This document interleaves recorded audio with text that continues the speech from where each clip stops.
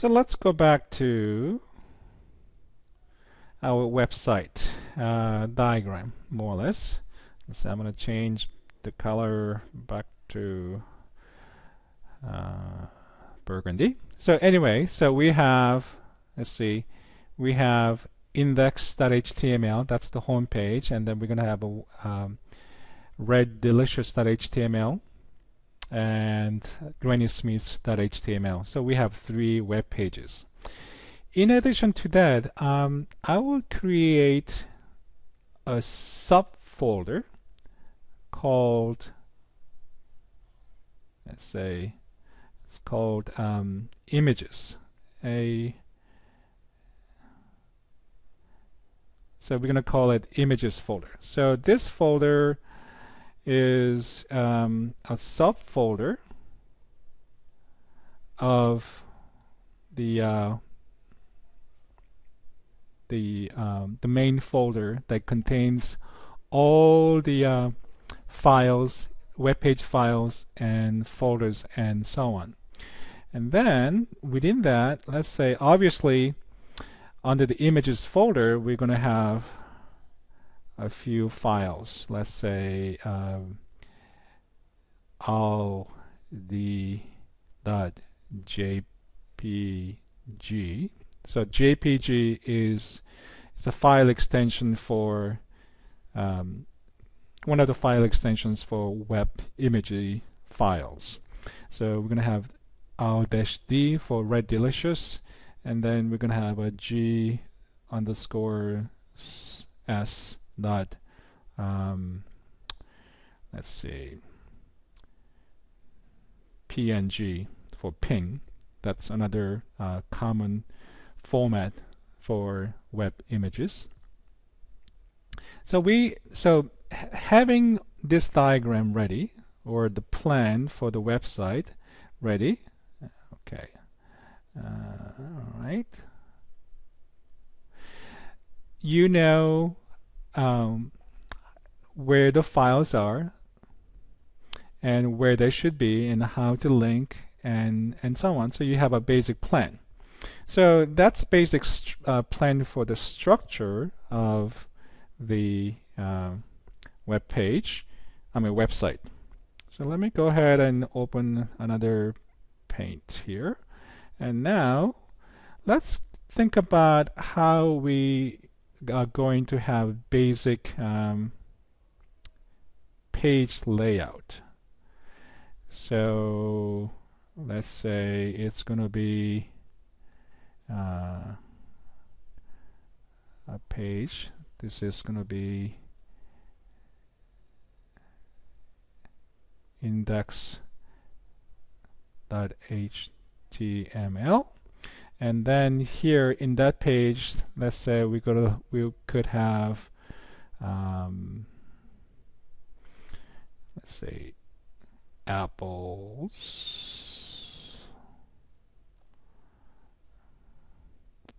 and we could have, let's say, some kind of navigation bar here. So you could say home, and could say Granny Smith, and you could have we're going to have a Red Delicious. And then we could have some kind of text here and there, and then we could have maybe an image, and that's it. That's basic design of the Apple site's home page. And then obviously you could have design for let's say Granny Smith, and then you could have a picture, and then you could have some text, and also you probably it's a good idea to have links or navigation bar here to be kind of consistent. It's a good idea to have more or less the consistent page layout for the website.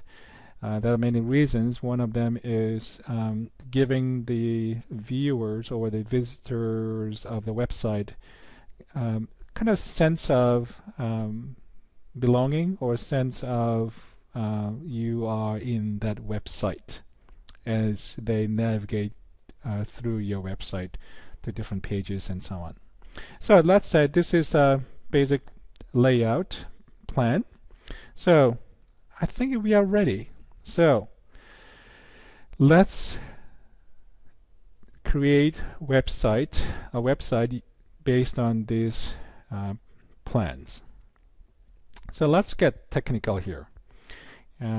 So before you start a website using Dreamweaver, it's a good idea, actually it's necessary to create a folder. What folder? Well, remember that? Apple site. That's the name of the folder that'll contain all these files, including subfolders called images. So to do that, I'm going to click on PC, right click on the start button and left click or the normal click, explore, and then I will say my documents. It doesn't have to be my documents, but let's keep it simple. And then I am going to create a new folder called let's see, MIC 215, or it could be Dreamweaver classes. So this folder will contain all the websites. So double click on it to go inside. So I am inside of a MIC 215 folder, and then create another folder. So this is going to be named as Apple site. Notice this, that I did not put a blank, I did not have underscore or no space. I did intentionally put a blank space, which is a special character that is not allowed in naming files. But I did use that here intentionally because I want to distinguish that this folder name and this folder itself is not going to be a part of the website. What's going to be part of the website is the files that go inside of this folder. But this is just a name of the folder containing the website. So let's come back here. See, that's our website, and I named that folder as Apple site. So I use the same name. So this is more as a conceptual idea. This is more concrete actual folder name, but I use the same name because they correspond to each other. Okay, so I'm going to go inside by double clicking on the folder, and this is where I am going to create index.html, Red Delicious, Granny Smith, and images folder, and all these sub folder files and so on. And for that we are going to use Dreamweaver. So I'm done, and I'm going to go into Dreamweaver. Okay, so first thing in Dreamweaver to do is creating or defining a site. So that way the Dreamweaver would know where the files are and what the relationship between files and web pages and so on. So go to Site menu and click on New. And then I'm going to name the site what?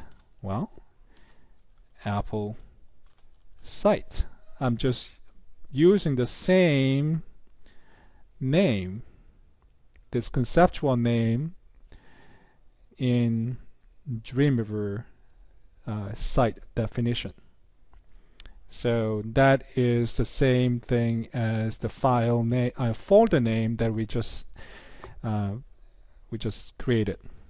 And then now we don't really need to define the HTTP address or URL here because we are not going to upload this website to the internet. We're just going to just create a website on our computers, and that is it. We're not going to post this website, so we can skip that. And then click on next. Are we using server technology? No. So you can skip that. Go to next. Okay. Now it is asking the where the site files are going to be stored on your computer. So it is already let's see. Yeah, because it is already there. So if it's not, just go ahead and click on this icon and let's see. MIC215. It's important that we name the folders so it makes sense. So MIC215, double click on it, and Apple site, double click on it, and now we are inside of Apple site, and I select the Apple site folder to be the location of the files that we are going to be creating in Dreamweaver. And then click on next. And how do you connect to the remote server? Well, this part we don't need to worry about it because we are not going to upload, so we can none. Later on, you have a choice to upload your website to a web server, so you could use FTP. But for now, we're going to just click on select none and click on next. Okay, this is the summary, and make sure this is accurate. Site name, Apple site, and it's going to name. We're going to save in. It's not showing all the way, but it's saving on the local hard drive. And actually, for that matter, you could create or define a website on your flash drive, for that matter. Okay, no server, and then click on done. By the way, you could also use the advanced tab, and I usually use the advanced tab because it's quicker, meaning that I don't need to go through each step, so I just go to local info, and this is only thing that I need to define, so meaning that site name and the location of the folder, and all other things I do not need to specify at this point. We're going to touch on Spry a little bit near the end of the quarter, but for now this is the only page. So either you go through the basic step-by-step process to define the website, or you can simply go to advanced and click on local info and specify these two pieces of information and click on OK. So that's, and notice this the Files tab panel now has changed. So now everything that I create is going to be saved under this folder. Okay, so that's nice.